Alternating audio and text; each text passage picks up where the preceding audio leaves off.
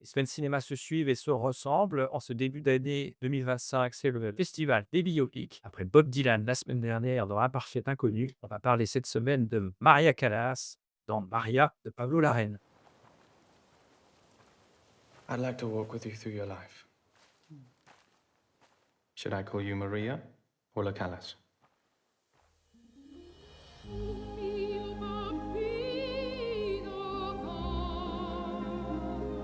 Tell me how it felt to be on stage.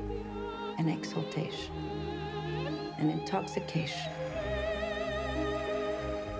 I thought the stage itself would burn. Sometimes this thing happens, the thing that's happening right now. There's a point where self-confidence becomes a kind of insanity. Pablo Larraín, c'est un peu le roi des biopics, puisque avant Maria Callas, il avait fait un très beau film sur Jackie Kennedy, c'était Jackie, c'est Nathalie Portman qui jouait l'ex-président des États-Unis. Il y a eu Lady Di, c'était le film Spencer avec Kirsten Stewart, c'est moins bien que Jackie. Et puis il a aussi parlé de l'homme politique numéro un, hélas, de son pays natal, le général Pinochet, alors dans un biopic totalement barré qui s'appelait El Conde, le comte en français. Ce qui est bien avec Pablo Larraín, c'est qu'il ne fait pas des biopics comme tout le monde, donc c'est des films assez originaux dans la forme. C'est encore le cas avec Maria, où là, comme tout bon biopic, il ne s'amuse pas à raconter toute la vie de Maria Callas, mais il se focalise sur une période très précise.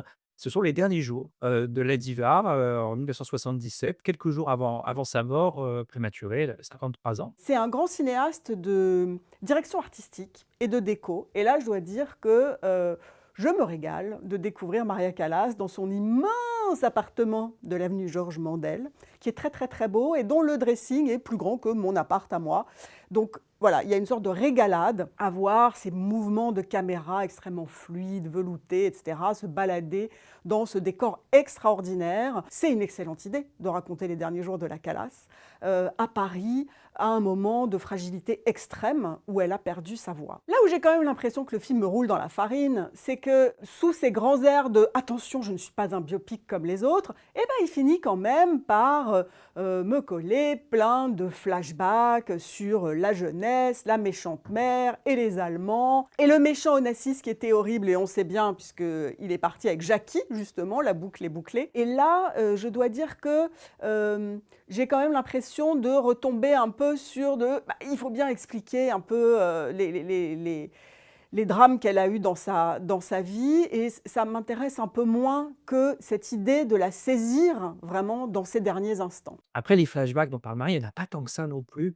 C'est vraiment quelques si justement pour comprendre un petit peu le profil psychologique de Maria. Ces flashbacks sont surtout focalisés sur cette histoire d'amour avec Onassis, et c'est des scènes vraiment réussies, je trouve, parce que c'est des scènes où il y a un peu d'humour aussi, il y a une espèce de complicité entre les 2, même si ça se finit très mal. Moi, le film m'a aussi beaucoup touché parce que c'est une grande performance d'actrice, comme voilà, c'est Angelina Jolie qui fait Maria Callas, et elle le fait de manière très intelligente. C'est-à-dire qu'elle essaie pas de l'imiter.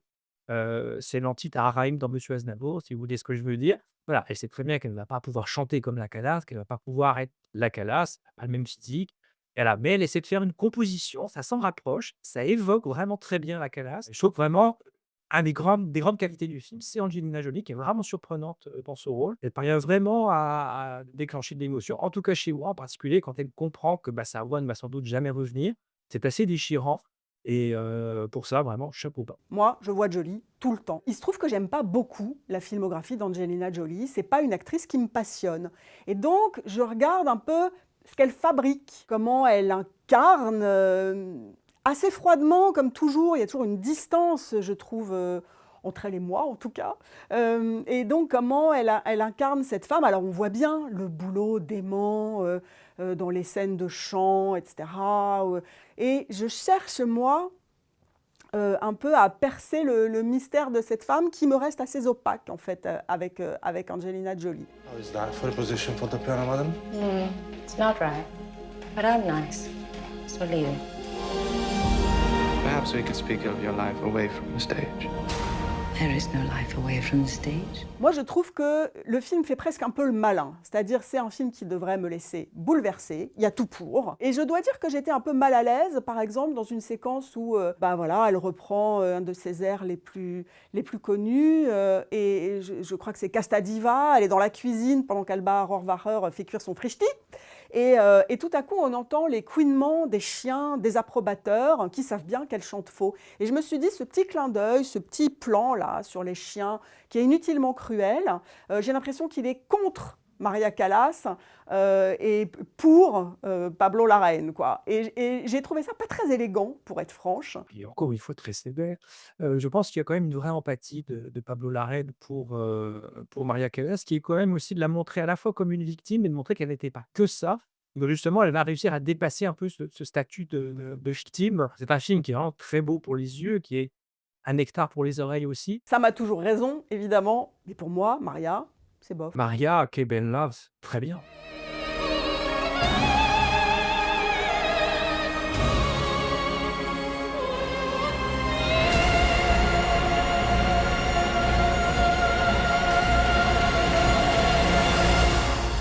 My life is opera.